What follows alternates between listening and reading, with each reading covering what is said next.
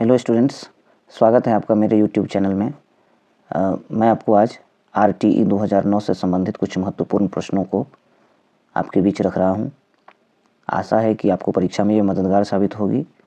साथ ही अगर आपको ये वीडियो अच्छा लगे तो मेरे चैनल को सब्सक्राइब करें, लाइक एवं शेयर करें। चलिए इसके अंतर्गत हम पहला प्रश्न देखते हैं। शिक्षा का अधिकार अधिनियम भारत में कब लागू किया गया? देखिए, शिक्षा का अधिकार अधिनियम भारत में कब लागू किया गया? तो शिक्षा का अधिकार अधिनियम भारत में 1 अप्रैल 2010 से संपूर्ण भारत में लागू हो गया। 1 अप्रैल 2010 से 1 अप्रैल 2010 से संपूर्ण भारत में ये लागू हो गया। चलिए बढ़ते हैं दूसरे प्रश्न की ओर।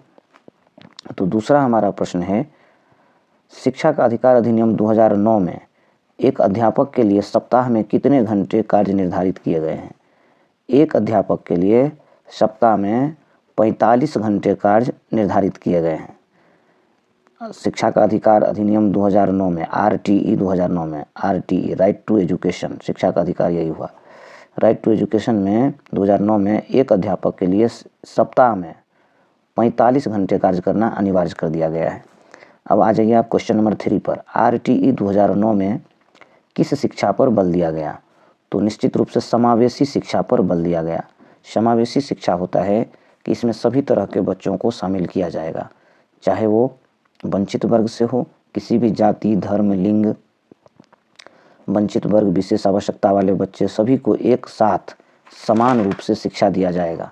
यही समावेशी शिक्षा होता है। अगले प्रश्न की ओर बढ़ते हैं। 6 से 14 वर्ष तक के बच्चों को निःशुल्क एवं अनिवार्य शिक्षा का अधिकार संविधान के किस अनुच्छेद द्वारा किया गया?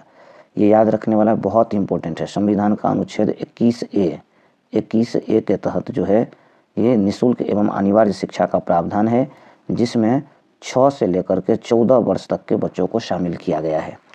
चलिए अगला प्रश्न की ओर हम लोग बढ़ते हैं। शिक्षा का अधिकार संविधान संशोधन के द्वारा किस वर्ष समवर्ती सूची में डाला गया? शिक्षा का अधिकार अधिनियम जो समवर्ती सूची में डाला गया है वो है वर्ष 1976 में। इसमें संविधान संशोधन हुआ था और इसी के दौरान शिक्षा के अधिकार संविधान के 1976 ईस्वी के संशोधन में समवर्ती सूची में डाल दिया गया। क्वेश्चन नंबर 6 देखिए, RTE 2009 का परिणाम क्या है? तो RTE 2009 का परिणाम ये है। पहला है, इसके तहत संविधान का 86वां संशोधन हुआ। 86वां संशोधन कब हुआ तो वो भी समझ लीजिए आप, 2002 में हुआ। संविधान का 86वां संशोधन 2002 में हुआ। इसके तहत संविधान में अनुच्छेद 21A को लागू किया गया। आपको पता होगा संविधान के अनुच्छेद 45 में भी यही बात थी। अनुच्छेद 45 में भी अनिवार्य और निःशुल्क शिक्षा की बात कही गई थी।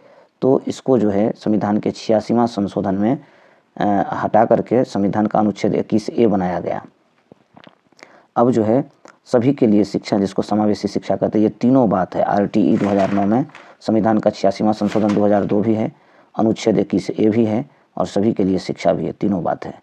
अब आइए अगले प्रश्न की ओर। कहता है RTE 2009 में कुल कितनी धारा है? RTE 2009 में कुल 38 धारा है। RTE 2009 में कुल 38 धारा है। क्वेश्चन नंबर 8 की ओर आइए। RTE एक्ट 2009 संसद के निम्न सदन द्वारा कब पारित हुआ? RTE एक्ट 2009 संसद में जो पास हुआ था, पारित हुआ था, वो 4 अगस्त 2009 को। संसद में कब पारित हुआ था? 4 अगस्त 2009 को। RTE एक्ट संसद में जो पारित हुआ था 4 अगस्त 2009 को पारित हो गया था। अब है 9 नंबर प्रश्न में। RTE 2009 के अनुसार प्रारंभिक शिक्षा का अर्थ मतलब किस क्लास से किस क्लास तक? तो प्रारंभिक शिक्षा में वर्ग 1 से लेकर के 8 तक को शामिल किया गया RTE 2009 में, कक्षा 1 से 8 तक। आगे आ जाइए। RTE 2009 के अनुसार एक शैक्षणिक वर्ष में कक्षा 1 से 5 में कार्य दिवस वह नहीं होगा, वह शिक्षण घंटों की न्यूनतम संख्या कितनी है? देखिए, एक शैक्षणिक वर्ष में कम से कम 200 कार्य दिवस होने चाहिए, मतलब 200 दिन काम होने चाहिए। और कितने घंटे? तो 800 घंटे। एक शैक्षणिक वर्ष में कम से कम 200 दिन काम करने चाहिए और 800 घंटे काम करनी चाहिए। अब आ जाइए 11 नंबर प्रश्न में। कह रहे कि RTE 2009 के अनुसार छात्र एवं अध्यापक का अनुपात क्या होगा? RTE 2009 के अनुसार एक शिक्षक जो है रहेगा और उस पर छात्र कितने रहेंगे 30। अगर छात्र आपको 31 हो जाएंगे तो 31 से 60 तक दूसरा शिक्षक लाना होगा। इसी तरह से छात्र रहेंगे 30 तो शिक्षक होंगे 1, RTE 2009 के अनुसार। आगे आ जाइए, भारत में निःशुल्क एवं अनिवार्य शिक्षा की मांग सर्वप्रथम किसने की थी? तो भारत में निःशुल्क एवं अनिवार्य शिक्षा की मांग सर्वप्रथम की थी गोपाल कृष्ण गोखले ने। सर्वप्रथम किसने किया था? गोपाल कृष्ण गोखले ने। गोपाल कृष्ण गोखले ने। अनिवार्य एवं निःशुल्क शिक्षा की मांग किसने की थी भारत में? गोपाल कृष्ण गोखले ने। ये आसान क्वेश्चन है। शिक्षक दिवस कब मनाया जाता है? 5 सितंबर, सभी को मालूम होगा। दूसरा है राष्ट्रीय शिक्षा दिवस कब मनाया जाता है? तो राष्ट्रीय शिक्षा दिवस मनाई जाती है आपको 11 नवंबर को। राष्ट्रीय शिक्षा दिवस मनाई जाती है 11 नवंबर को। लास्ट प्रश्न है, RTE 2009 में किस पर ध्यान नहीं दिया गया? तो RTE 2009 में 6 से 14 वर्ष तक के बच्चों को शिक्षा की तो बात कही गई है, पर 0 से 6 वर्ष एवं 14 से 18 वर्ष तक के बच्चों की शिक्षा के बारे में कुछ नहीं कहा गया।